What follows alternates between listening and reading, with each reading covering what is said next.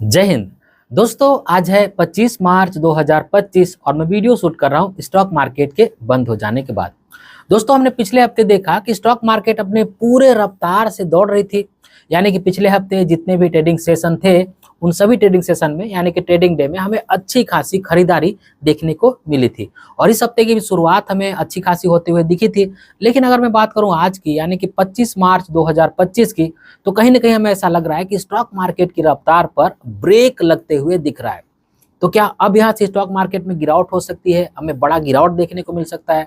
तो ऐसे में हमने जो पैसा लगाया है, क्या वो पैसा हमें विड्रॉल कर लेना चाहिए, निकाल लेना चाहिए? और अगर स्टॉक मार्केट की रफ्तार पर हमें ब्रेक लगते हुए दिख रहा है या फिर स्टॉक मार्केट रुक रहा है, तो इसके पीछे आखिर वजह क्या है, इसके पीछे असल में रीजन क्या है, जानेंगे इस वीडियो में। लेकिन उससे पहले थोड़ा सा मैं आप सभी को स्टॉक मार्केट का अपडेट दे दूं। और सबसे पहले हम बात करेंगे इंडिया विक्स की। विक्स से हमें ये पता चलता है कि इंडियन स्टॉक मार्केट में कितनी वॉलेटिलिटी है। तो इंडिया विक्स में हमें आधे % की गिरावट देखने को मिल रही है। इसका मतलब ये है कि वॉलेटिलिटी थोड़ी सी कम होते हुए दिख रही है। वहीं पे निफ्टी बैंक की बात की जाए तो 1/4% के आसपास की गिरावट हमें देखने को मिल रही है। निफ्टी 50 ऑलमोस्ट फ्लैट बंद हो पाया है। BSE 250 लार्ज मिड में देख सकते हैं 1/3% के आसपास की गिरावट हमें देखने को मिल रही है। वहीं पे बात की जाए निफ्टी 500 की, तो यहाँ पे हमें आधे % के आसपास की गिरावट देखने को मिल रही है। वहीं पे निफ्टी मिड कैप 150 इंडेक्स में आप देख सकते हैं ऑलमोस्ट 1% के आसपास की गिरावट है। निफ्टी स्मॉल कैप 250 इंडेक्स में देख सकते हैं लगभग 1.25% से ज़्यादा की हमें गिरावट देखने को मिल रही है।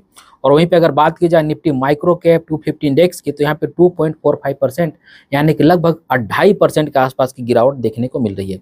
तो जो मेजर और कॉमन इंडेक्स है उनमें अगर बात की जाए तो सबसे ज़्यादा गिरावट निफ्टी माइक्रो कैप 250 इंडेक्स में होते हुए हमें देखने को मिल रही है।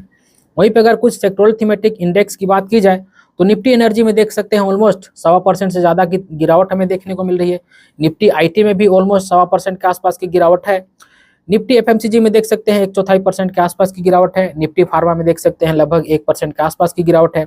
निफ्टी कंजम्पशन में देख सकते हैं ऑलमोस्ट आधे % के आसपास की गिरावट है। निफ्टी ऑटो में लगभग 1% के आसपास की गिरावट है। निफ्टी इंफ्रा में देख सकते हैं ऑलमोस्ट आधे % के आसपास की गिरावट है। और बीएसई पीएसयू की बात की जाए तो यहाँ पे भी लगभग 1.25% के आसपास की गिरावट हमें देखने को मिल रही है। वहीं पे बात की जाए टॉप गेनर की, यानी कि आज के ट्रेडिंग सेशन में कौन से वो स्टॉक्स थे जिनमें सबसे ज़्यादा खरीदारी हमें देखने को मिली है, तो अल्ट्राटेक में देख सकते हैं लगभग 3.25% के आसपास की हमें खरीदारी देखने को मिली है। और वहीं पे अगर दूसरे नंबर पर बात की जाए तो बजाज फिनसर्व है, जिसमें लगभग 3.25% के आसपास की खरीदारी थी। वहीं पे ट्रेंड देख सकते हैं, इसमें भी लगभग 2.5% के आसपास की खरीदारी थी। इन्फोसिस में देख सकते हैं यहाँ पे भी लगभग 2.25% के आसपास की खरीदारी थी। ग्रासी में भी लगभग 2.25% के आसपास की खरीदारी। एक्सिस बैंक में देख सकते हैं लगभग 2% के आसपास की खरीदारी। और एचसीएल टेक्नोलॉजी में देख सकते हैं लगभग 1.25% के आसपास की खरीदारी हमें देखने को मिली है।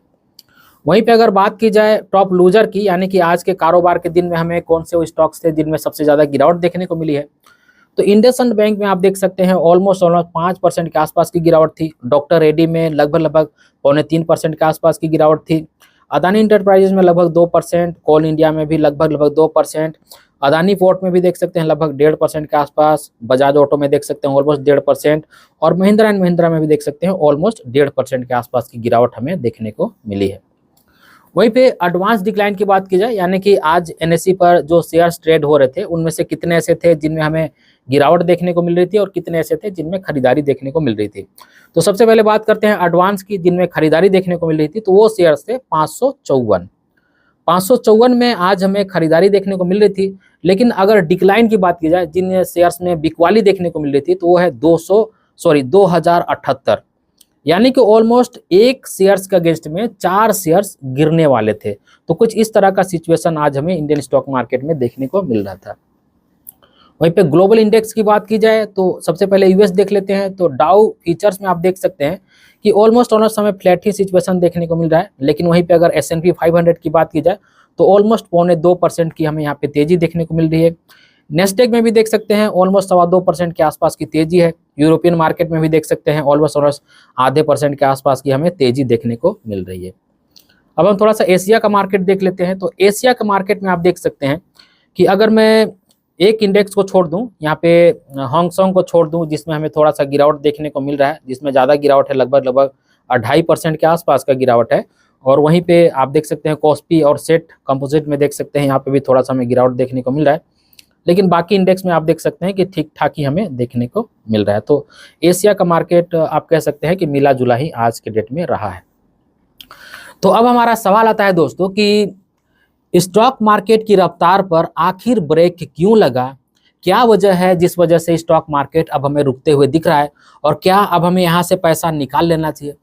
तो देखिए दोस्तों, जैसा कि मैं अपनी अधिकतर वीडियो में आप सभी को कहता हूं कि जो स्टॉक मार्केट में बना रहेगा वो म्यूचुअल फंड में पैसा लगाए, स्टॉक में पैसा लगाए, इनडायरेक्ट लगाए, डायरेक्ट लगाए, कोई फर्क नहीं पड़ता है, वही पैसा बना पाएगा। अगर आप लॉन्ग टर्म्स के लिए आए तो इतना सारा उतार चढ़ाव तो आपको देखने को हमेशा ही मिलते रहेगा।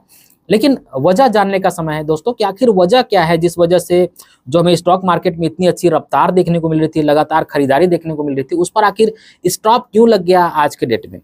तो उसके पीछे कारण जो है ना दोस्तों, उसके पीछे कारण हम ही और आप लोग हैं।